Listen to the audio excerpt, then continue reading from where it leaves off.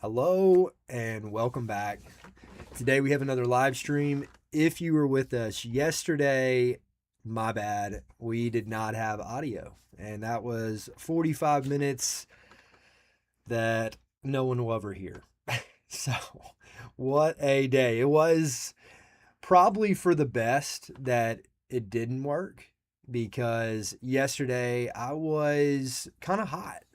I was looking at everything that was going on because we're working with um, multiple clients right now at a deeper level than we've ever worked with them before. And what that's done is it's created this engagement where I'm required to get back into helping the clinic in a bigger capacity versus just having my software in the clinic. And while that's been a good thing in terms of giving really great raw feedback as to what's working and what's not working, it's also made it apparently clear exactly where problems are showing up consistently. And it's across all the clinics that we're working with and ones that where our software is just in alone. And so today I want to get back into it. I'm going to be recording content again. And so this is a great opportunity to come in, check this out, see what we're working on. If you know of any clinic owners or if you are one yourself, would love to show you what I'm seeing and hear what you're seeing. And without further ado, let's go ahead and jump into this.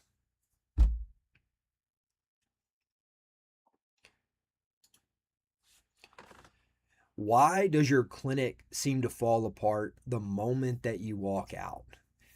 Now, it can be numerous reasons, without a doubt. It could be having some employees that might just not be the people that are rock stars on the day that you're there. It might be that things are a little bit more relaxed, where you don't have as many patients coming in, and that creates a moment of lull where things aren't getting in a rhythm. And whenever things aren't in a rhythm, then your people within the practice, like your employees, aren't able to find that flow as well. So those are just a couple reasons as to why, but I'm going to tell you the reason why I believe that it's happening at a deeper level. And that's because of parallel control. For so long, I know many clinic owners have had to grind their way to the point that they are today, where they had to be the manager, they had to be the owner, they had to be the provider, all of these pieces, wearing all of these hats at one time. And that is very challenging. But you did it because you knew in that moment that the only way that you were going to get there is by grinding. And you did it. Now, the issue with that long term is that everything filters back through you. You become the catch all for all the questions, all the problems. Everything that's happening on a daily basis has to come through you because that's what you've done. You trained your system to do that. Now, in order to move on from that, you have to set up a standardized system that allows things to fail without you. Because if things aren't failing and you're not able to see that failure, then you're never going to be able to put the guardrails in place to be able to stop the failure from happening again. So, really welcoming problems becomes a really important ally for you in your practice. But in addition to that, this is important.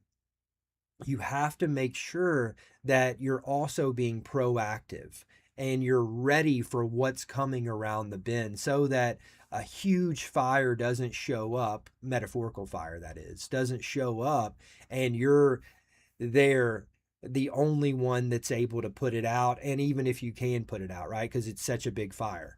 And so that's really important. But again, getting back to it, the key to this, like what you must do is go ahead and just know that there's going to be a dip in performance. So you've got to go ahead and accept that whenever you start handing things off, such as outcome ownership, which is what we talk about all the time, just know people aren't going to be as good at it as you are, right? You've had so much time that you have the speed to get things done at which nobody else does. You have the know-how, you have the foresight, you have all of these abilities, but you're the only one that has those.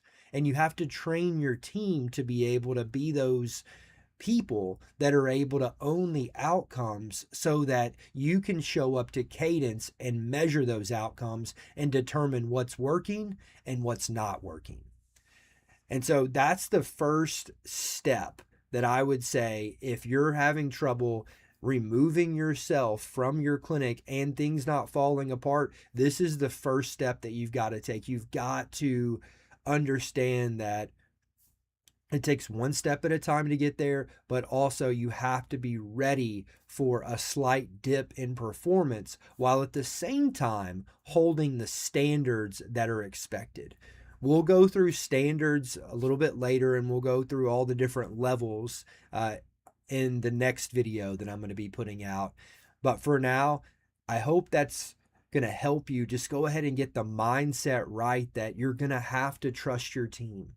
You're going to have to let them fail, just like you failed so many times to get to the point where you are right now. It's the only way to get to the point where you're able to scale your business and step away, and the clinic doesn't get worse, but it gets better.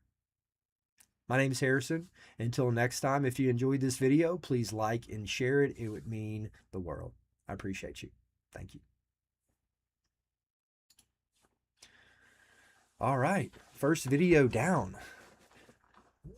All right, next one, we're going to go through and talk about what we just mentioned, the different layers of leadership and how you can navigate those. Okay, get that ready. All right, video 2, here we go.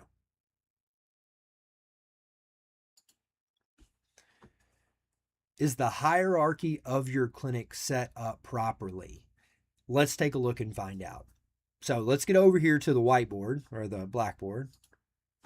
And I want to go through with you the 4 levels of leadership within the practice and what those need to look like and where you need to be living if you're a owner within the practice. All right. And so let's go through one at a time. We'll start with 1. Make sure we can see that. Level 1, we'll make that look a little bit better. Level 1 is tasks. So this is the bottom level. And then we're going to go to level 2. And these are standards. And I'm going to go through every one of these once we get through them all. This level 3 is outcome owners. And level 4 is the highest level, and this is clinic owner. Really, this is the ops owner. Because a clinic can have more than one owner, but there has to be someone at the top who's overseeing the entire structure of the clinic. You're essentially the architect of the bridge to get you to where you want to be. All right. And you've got to be able to cross that bridge safely. All right. So let's go through these. Level 1, tasks. Whenever I come into a practice and I'm speaking with a provider for the first time or an owner for the first time, this is normally where they are. They're at the task level. So they're telling their employees, hey, if you could, can you send that fax over to this number, right? We need to get those records out. That's an example. Another one, hey, run those controls on the CBC machine. We need to get that done, right? These are tasks. These are repeatable tasks that can be done on a schedule. And the problem, if you're hanging out at the tasks level, then it's going to be really hard for you to finally have the employees that you're looking for that are going to truly care about some of these things more than you care, unless they're just not working well, right? And so let's go to the next level of that. And this is the standards level. And I think the standards level is so important for you, a clinic owner, because this is an area that you're able to set up what the expectations are for why you created your clinic, right? It's the reason why you wanted to create great care for people, right? You wanted to create an environment where people felt comfortable coming to the doctor. You wanted to make sure that families felt like that they were able to have a place to go, and they could bring everyone with them, and they're going to get treated fantastic, right? So whatever the reason was, you had a standard in your mind that you wanted to set up, and you've been the one holding that standard this entire time. Now, the key is you've got to make these standards long-standing standards. And what I mean by that is you've got to write them down. You've got to let people, the staff in particular, know what the standards are for each area. And again, that doesn't mean saying, okay, a standard is not a standard operating procedure like SOPs. I think that's really important. Like a standard operating procedure is like the tasks that you have to do. Like you have to do standard operating procedure is step 1, step 2, step 3, step 4. That's not what you're doing here. Instead, you're providing the standards at which care is going to be delivered at. And we need to keep this a bit general. And let me give you an idea of that. A standard that you would probably want to put into place is patients are greeted with warmth and a smile, right? That's an example standard, but that's what you would want to be looking at. How can we put things in place so that the standard's been set of what I expect everything to look like? And if the standard's not being met, we've got to be able to measure that in order to be able to improve it. And so that's the standards level. And whenever I start talking to my clinic owners about standards, this is what always calms their nervous system down. Because before they were like, okay, well, if I'm not doing the tasks and I'm not owning the outcomes, how do I make sure that things are done properly? And it's at this standards level. That's how we do that. And we systematize it. And again, this is a high level overview of what we're talking about. So we're not going to go into too much detail. We'll do that at a later date. But I want to keep moving up here. Next one is the outcome owners level. And currently, lots of clinic owners, and maybe it's you, are operating as the outcome owner for pretty much everything. So if the front desk isn't checking insurance properly, like this is just an example. Or let's use a better example. Let's say a patient calls and they're like, I had the worst experience ever. And all of a sudden, or you get a review on Google and it's like, whoa, bad experience. I've got to do something about this. That's the outcome owner levels. And with our clinics, we put 15 outcome owners, not rephrase that. We have 15 outcomes that need to be owned by owners. And so I do like to, in the beginning, spread out the love to the staff whenever we're implementing into a new facility. It's always good to give people an opportunity to step up and be leaders when they've never had the opportunity before. And the only way that you're going to determine if somebody's a true leader is by putting them through the ring, right? You've got to put them through the fire, make sure that they can handle it and come out the other side. So, an outcome owner. Let's go through just a couple examples, and we've talked about these before. The first one being patient experience, which is what we just talked about. If a patient has a bad experience, who's in charge of that? It shouldn't be the clinic owner. It needs to be somebody within the facility that can handle that and be able to handle patients that are disgruntled, handle patients that might not be getting what they need, or just having a terrible day. Whatever the reason might be, you've got to have somebody in the practice who really cares about patient experience and wants to own that outcome. Now, this is a little caveat to the outcome ownership pieces. Just because someone is an outcome owner, it does not mean that they need to do all of the tasks to be able to create the result of that outcome. And so, as an example, let's say that Jane Doe is the outcome owner for patient experience, what we were just talking about. And Jane is not in today. Jane's not here. But what we do have is a system that Jane has helped set up where someone is able to easily handle that situation with the patient. And if they can't, it has the exact protocol as to how we need to elevate that patient to the next person in order to get the outcome that we're looking for. And that's the reason why we have to say things can't be built in one day, because it's impossible to know. It's impossible for them, your new outcome owners, to know exactly what needs to be done on day one. And so that's the reason why it takes time to build your system or your bridge to get to the other side, because you don't know exactly what's going to happen along the way and what you're going to have to improve upon in order to get the structure in place. That's a bit of a breakdown of outcome owners. And then this is you. If you're a single clinic operator, then you sit at the top. And yes, in the beginning, I do normally have my clinic ops owners at the high level. I do normally let them own final decisions. That's normally the one place in Cadence that they own were all decisions handled within 48 hours. That's the metric that we've used in the past. It's worked decently in the beginning, especially with binary metrics. And so this is a breakdown of how all of this looks in terms of a high level. But as the clinic owner, you have to find yourself moving up these levels to get to the top.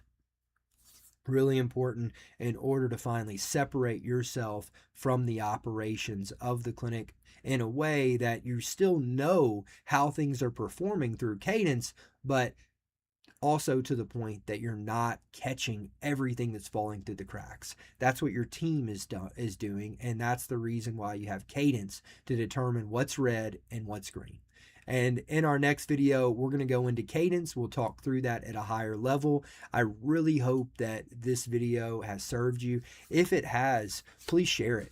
It would mean a lot. Like it, share it, whatever you want to do. But I know that many clinic owners out there are struggling right now with feeling like they just are constantly putting out fires.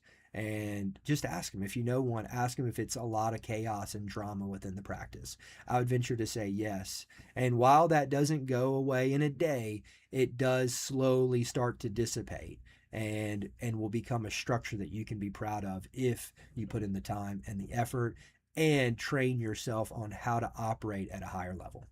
My name's Harrison. Until next time, take care.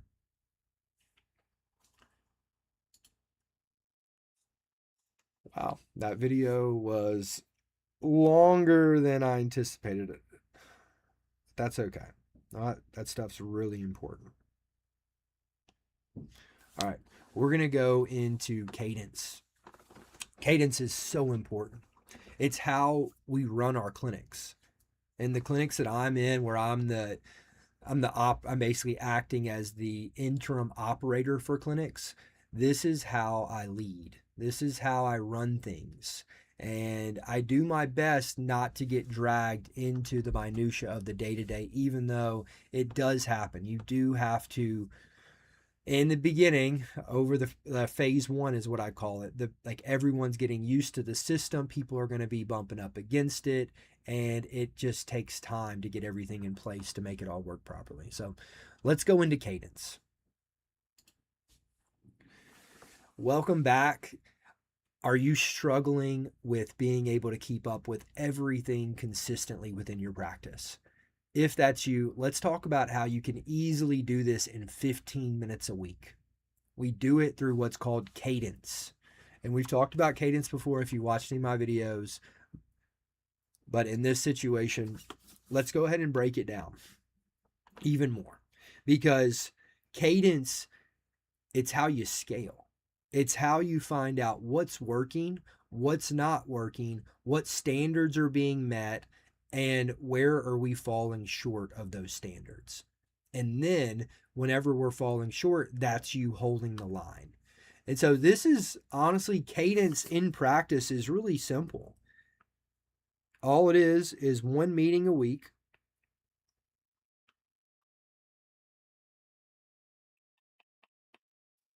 Per week. It's 15 minutes. It's really important. You have to put a constraint on the meeting time. Otherwise, it'll just go on forever, number one.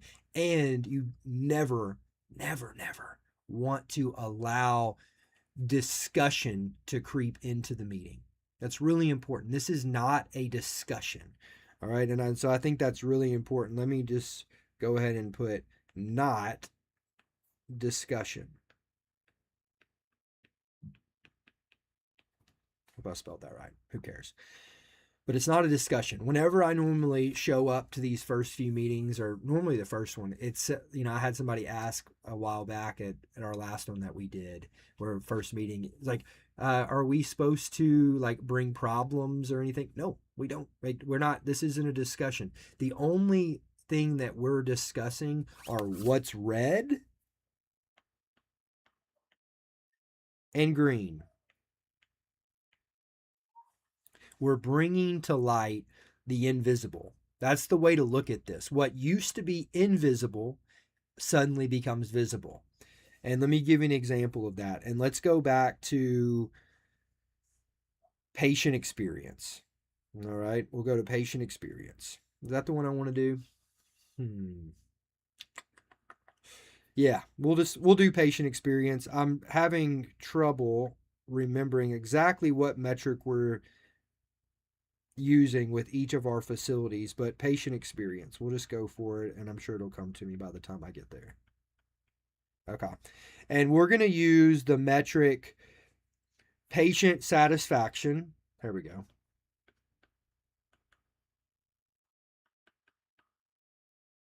Satisfaction is at 95% plus. All right, so that is our metric. And so again, we'll put Jane Doe over this. So outcome owner is Jane Doe. She owns that patient experience. So whenever we get to her in cadence for her particular outcome, and by the way, she knows that she owns this, she's agreed to owning this, all that. Maybe we should have talked about that, passing off ownership, which honestly, that's something that I'll probably want to do at a later date. I actually recorded myself passing out outcome owners at one of our clinics that we did pretty recently. And so that might be a good video. I just need to get their approval if they're okay with me using that, because I used it for quality purposes. But this is an example. So we get to Jane Doe. Patient satisfaction, Jane, is it at 95% plus? More than likely, they're going to say, yeah, I think it is. So they're going to give us a green. Now that's great and all. Oh, goodness, let's not do that. Boom. Let's highlight it. We'll go, not red, green. Just, it's how we look at it inside of our cadence. So they're going to give us green, which is good. But the problem is, if you notice the language that was just used there, I think it's green. And in the beginning, I let this slide. And I think that's important, because in the beginning, it's not that I want to back up. Let me digress. It's not that I let it slide. It's that I am not going to jump all over them for saying I think that it's green. But what I will do is I will say, okay, we'll leave it green for right now, but we really need to be able to measure that. So keep that in mind for next cadence. Done. Move on. Next metric. And so, but what I did there is, if you notice, I didn't attack the fact that they gave a green when they really don't know how it's measured. Maybe they do. And if they're like, yeah, like if I'm just basing this off of, I think it's green, which is what you get a lot. Like, yeah, I think that's green. Okay. All right. We'll mark it green for right now, but we've got to be able to measure that. And so be thinking about that before next cadence. And then, so let's say next cadence rolls around and they're like, yeah, it's green. Okay, how did you get that green? Well, um, I everything is just looking like, okay, well, we've got to be able to measure it. So before next cadence, we've got to be able to measure that. Please come back with a plan to be able to measure that. Something simple like that. And I'm always hesitant to tell outcome owners, hey, this is what you need to do, because that's the trap. That is the trap. If you're a clinic owner and you're trying to get out of the day to day, telling your outcome owners how to do their job is the mistake. That's where you're going to get sucked back in, and they're going to be asking you, hey, how do I do that? And you're going to be, boom, now you're the outcome owner. And what's going to happen is the worst thing, which is parallel control, where more than two people are trying to own a singular outcome, which is no good for anybody. So be careful with that. I'm really going to be careful with them. I'm going to hold the line and say, hey, make sure we have the data to be able to back that up. And then they need to go to work. But they might come and say, I have no idea how to get that data to show me what patient satisfaction's at. Okay, well, there's the real problem. We can't measure it. So we've got to figure out a way. Hint, we do this. This is what my company does. So we can measure patient satisfaction automatically. And it's not through looking at Google reviews. Because that's the worst place to find out how satisfied patients are, because it's already most of the time too late. Yes, you can save those Google reviews sometimes, but lots of times they're there and they're going to stick with you forever. And so keep that in mind as you're working your way through cadence.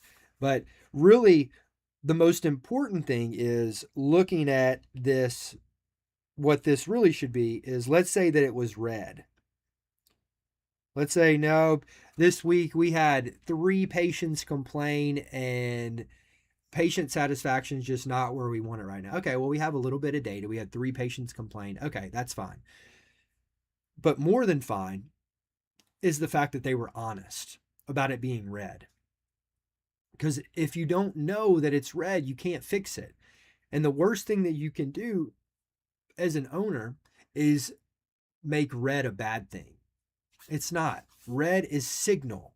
So we're looking at this from the standpoint of, okay, yes, they're telling us that their metric is red. And every time I hear that it's red and I'm inside of these cadence meetings, I honestly get really excited, because it means that the people are already seeing where they want to be versus where they are. And as an outcome owner, that's what I want for my outcome owners. I want them to say, hey, the standard is not being met. And so whenever I get a red, I'm not upset about it. I'm actually really excited about it if they are willing to put in and answer the question, because we always do this. And this is the final thing I'll say about cadence for right now, to keep this video short.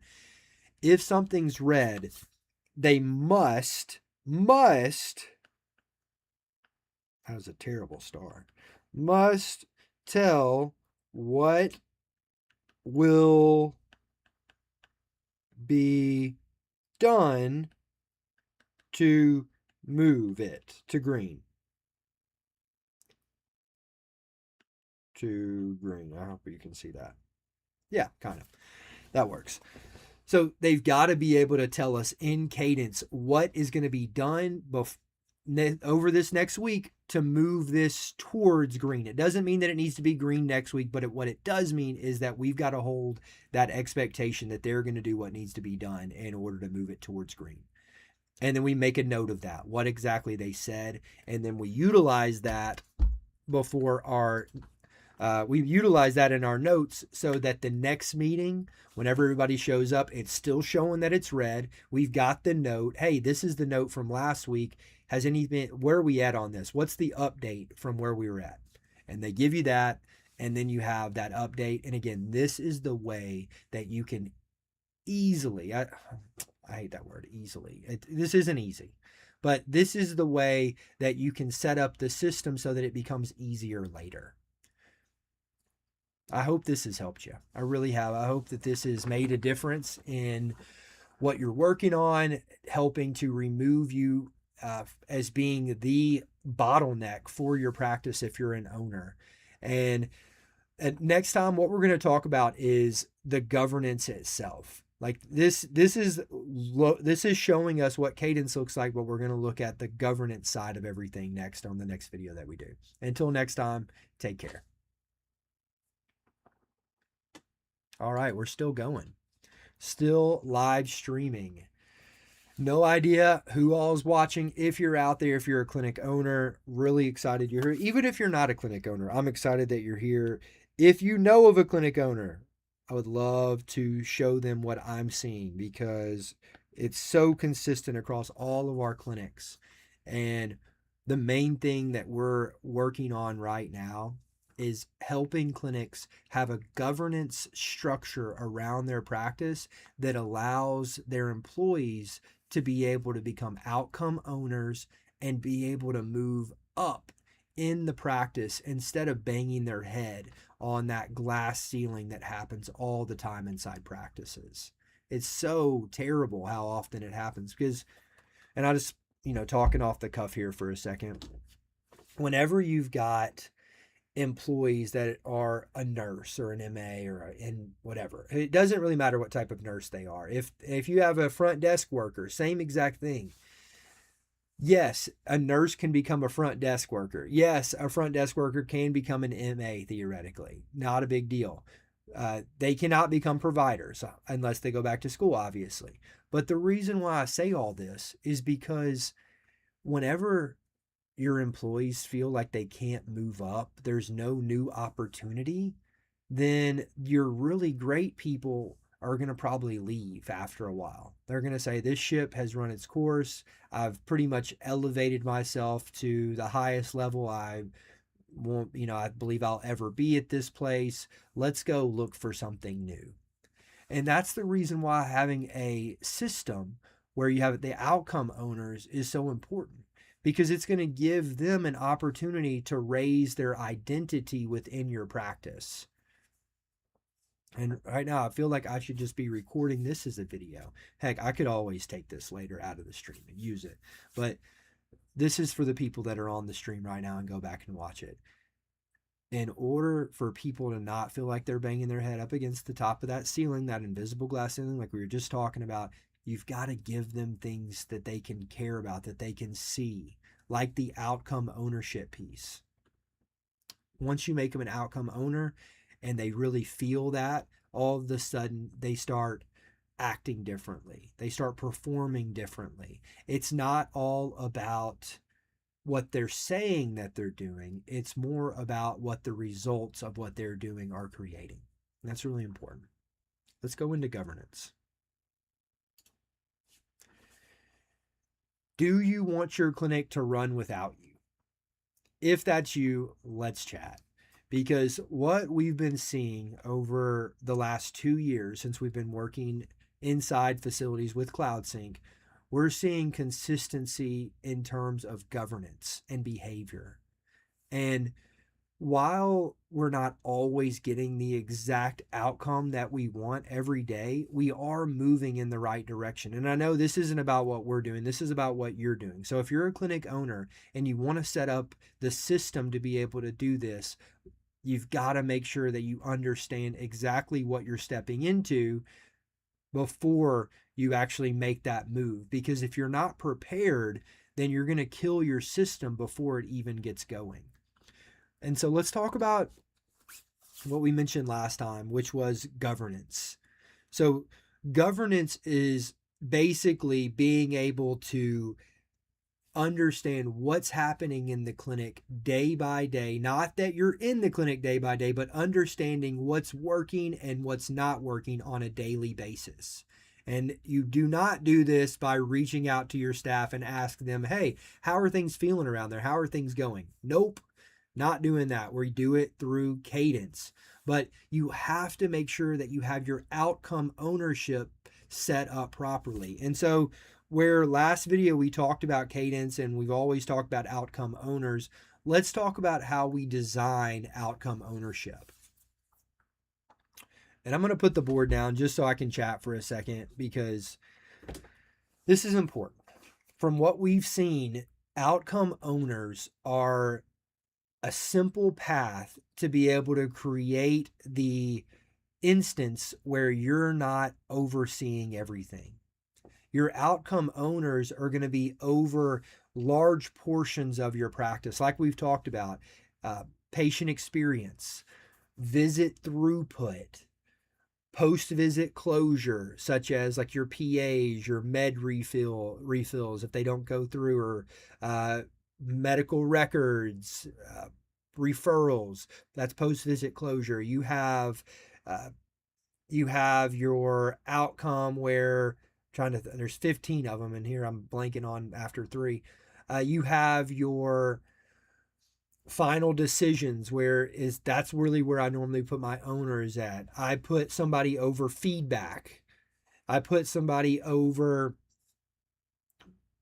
heck, I could just get the whole thing pulled up right now. That wouldn't be too hard. While we're here, let's just do this. Give me just a moment. I appreciate your patience, but I do think that you're going to appreciate this. There's one of our clinics, full cadence. Okay. All right. So we have somebody over the experience, the flow. So as an example, outcome owner, like check-in and intake. I have an outcome owner over that. I have an outcome owner over missed revenue. Obviously, huge deal. Hiring and onboarding, training, coverage for scheduling. If you're doing all of your scheduling, you can easily get rid of that. Issue resolution, and that's not all of them. Like we get into organization and chart completion and a few, like we touched on those briefly, but that's the idea, is you find somebody within your practice who you think could handle that particular outcome, and then you go to them, you have a meeting, you say, hey, Jane, I'd like to put you over this outcome of chart completion. And how that looks is going to be totally up to you. All we're going to do is set the standard, but you're going to be in charge of this. And this is a really big deal because this is moving you into a leadership position, and we're really excited about it. If you perform really well, then we'll continue to be able to give you more opportunity to move up. Boom. If they take it, great. If they don't, that's great too. Because we actually, and I might have told this story in a past video, but you know how videos go. Not everybody watches all the content. So maybe I shouldn't use that limiting belief. I'm sure somebody will watch all of my content. At least I can hope for that. But in case you didn't, let me just give you an update.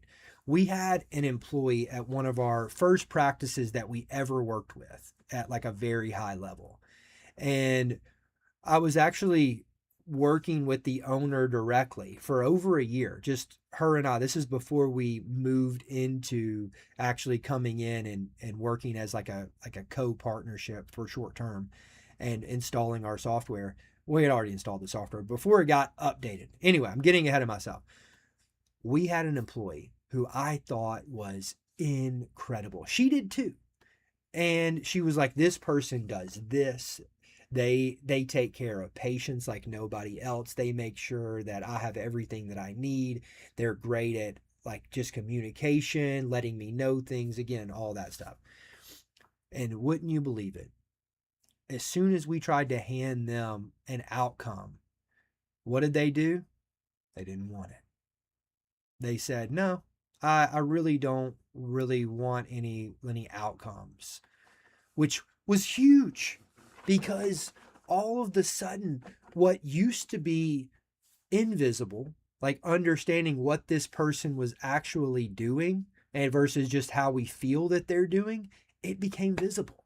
We were able to say, wow, this person has been operating off of ambiguity this entire time, and we thought that this person was our best employee. And you know what ended up happening? The employee who the owner thought was like the one that probably needed like the most correction has been the one that stepped up the most and is like taken more leadership opportunity than anybody else.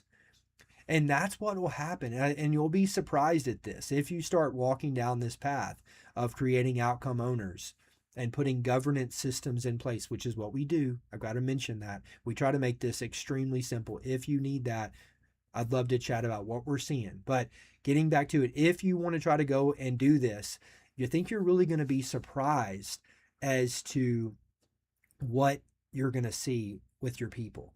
The people that you thought are your heroes and would do all this stuff, lots of times will become some of your biggest obstacles of getting away from ambiguity and starting getting into visibility and clarity and truth.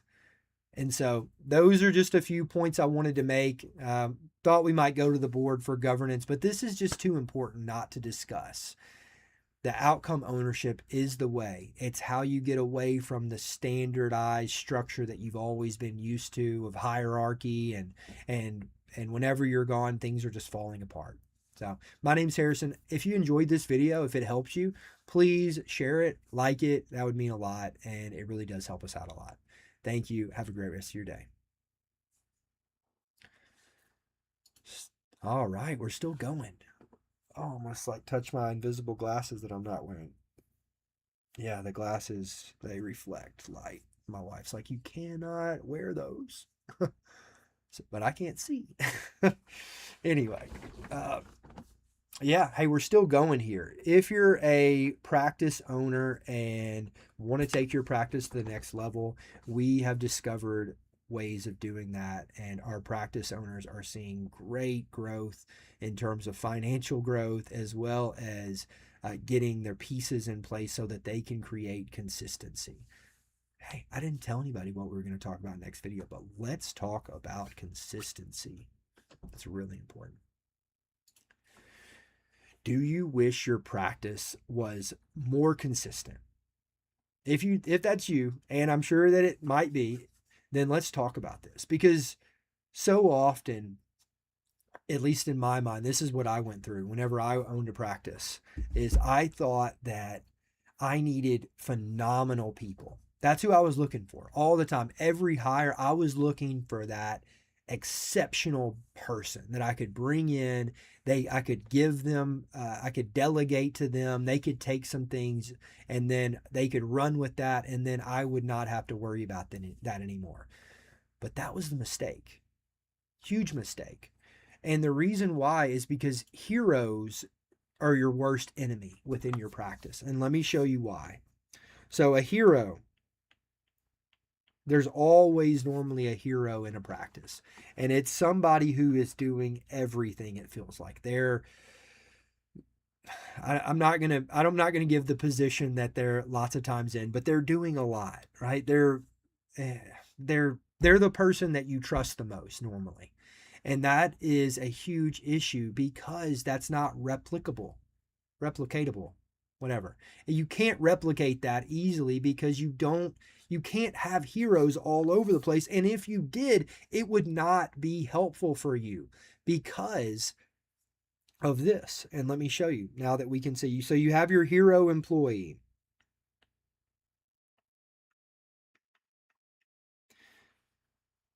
These are the people I always wanted. And while hero employees, like, they can also turn around and become some of the best systematized people that you have. So I don't mean to say, oh, your heroes need to go. No, that's not it at all. They can transform into some of your greatest leaders, but if you don't have them in a specific structure, then they're never going to be able to allow the system to scale because they're taking on so much themselves, and you don't have clear data in terms of what's happening consistently, and you don't have a structure where if they left that would easily be transferable to somebody else. And those are part of the problems. Now, the way that I'm going to explain this is using fast food chains, because I think that it's so easy to do it in this way. And let's start with Chick-fil-A, one of my favorites. So we have Chick-fil-A, and goodness gracious, if I don't spell this right, who cares? Chick-fil-A, I know it has some dashes, right? But we have Chick-fil-A. Phenomenal service pretty much every single time, right? And let me tell you, if you have a bad experience and you call the number, guess what they're going to do? They're going to send you free food, like unlike any other place. They just have next level. This was also my first job that I ever had in the mall. And so I do have a deep understanding of Chick-fil-A and how they operate and what makes them so special, especially now that I have a lot of business background and understanding. But the reason why Chick-fil-A is so amazing isn't because they have hero employees. It's because they're consistent. And what I mean by that is whenever you come into a Chick-fil-A, you have your expectations. And I've drawn this before, but it might be the first time for you, and I'm sure I'm going to say something new. But at Chick-fil-A, you have an expectation of here versus McDonald's is here. Maybe people have a higher one than I do, but my Chick-fil-A expectations are way higher than my McDonald's expectations. But does that change the fact that sometimes I'll still go to Chick-fil or to McDonald's? Excuse me. Excuse me. No, I'll sometimes still go there.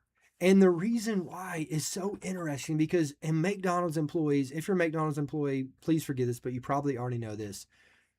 It's not always a good experience. Like the way that you get answered at the drive-through, the way that your food comes out, the way that you get greeted, all of those things, like at the window, whatever, all of those pieces make the experience low.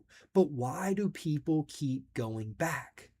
And it's because they know what expectations are and they know what to expect every visit. And so as long as expectations don't go below what you expect, you're going to probably go back. And that's the reason why the hero employees don't work. Because what happens is, and I've drawn this before, but I got to do it again, is let's say this is now your clinic. And we'll just use the exact same structure that I've already started drawing. But let's say that they're walking into a new clinic, your clinic, and they never heard about it. They're sick. They don't go to the doctor very much, and they're looking for a new practice. They had a bad experience at the last one. So guess what? They're going to come in with pretty low expectations. Now, we'll put them down here, and we'll just call this bottom line your clinic. Let's go clinic right here. And so they're going to be pretty low. Now, let's say that you have your hero employee, and we'll just put them at the front desk to keep this easy. And your hero employee takes them up. Awesome, right? No, not awesome. Because of that, now you have now adjusted expectations of that person walking in. And even though maybe the nurse isn't that great, or maybe there are, I'm just saying that, and then maybe the provider is decent, and then they end up here. See, what has now happened is now next time they come in they come back, their expectation is going to be higher than whenever they came in. But let's say hero employee isn't there and you have worst employee at the front desk. Again, just making it obvious, like I've been in this situation. And now all of a sudden expectations start dropping. Now you're in a really bad place right now because of their expectations. Their expectations weren't met. They're bringing them down. And so even though maybe you had a good nurse visit and then the provider visit went pretty decently, came up, but it just couldn't outweigh what happened at the beginning. And so now if you look here where they started and versus where they finished, it's lower, right? Like, so right here, it's lower. And so expectations weren't met, and therefore now the likelihood of them coming back to the practice has now gone down. That's the problem with hero employees. And it's funny, I used to be that hero employee, but I worked every day of the week, and so it worked. Right? And I was like, oh yeah, this is great. People are coming back. They would say, I come back because man, I get the best service ever. And I was like, yes, yeah, you do. When in fact, they didn't need the best service ever. They just needed a better experience than they were expecting consistently. And that's how you win.